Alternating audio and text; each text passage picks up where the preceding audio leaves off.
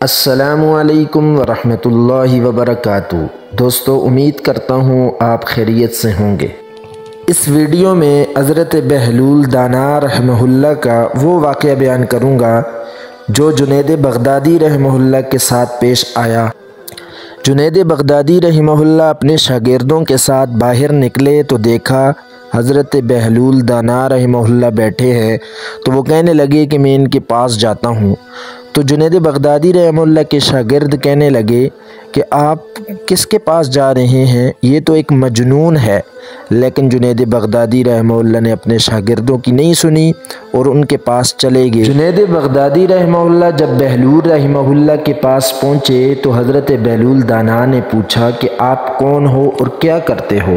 تو جنید بغدادی رحمہ اللہ نے جواب دیا کہ میں درس و تدریس کا کام کرتا ہوں، پڑھنے پڑھانے کا مشغلہ ہے۔ تو بہلول دانا نے جنید بغدادی رحمہ اللہ سے پوچھا کہ آپ کو کھانے کے آداب پتہ ہیں؟ تو کہنے لگے جی ہاں پتہ ہیں۔ ہاتھ دھونا، سیدھے ہو کے بیٹھ کے کھانا، چھوٹا نوالا لینا، چبا کے کھانا۔ تو بہلول دانا وہاں سے اٹھے، چادر جہاڑی اور وہاں سے چلے گئے۔ تو جنید بغدادی رحمہ اللہ ان کے پیچھے جانے لگے۔ شاگردوں نے پھر منع کیا تو کہنے لگے نہیں، میں ان کے پاس ضرور جاؤں گا۔ چنانچہ جنید بغدادی بہلول دانا کے پاس پہنچے تو پھر پوچھا کہ آپ کون ہو؟ پھر ایک سوال کیا، پھر اسی طرح اٹھ کر چلے گئے۔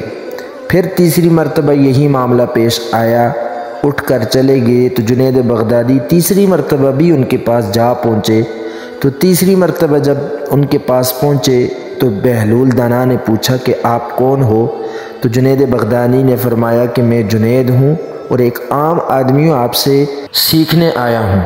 تو بہلول دانا رحمہ اللہ نے فرمایا کہ اے جنید، جو پہلا سوال میں نے تجھ سے کیا تھا کہ کھانے کے کتنے آداب ہیں اور کیا کیا آداب ہیں، باقی آداب تو آپ نے بتا دیے جو بات کے ہیں، لیکن وہ ادب جو سب سے ضروری اور اہم ہے وہ آپ نے نہیں بتایا، وہ ہے کہ لقمہ حلال کا ہونا چاہیے۔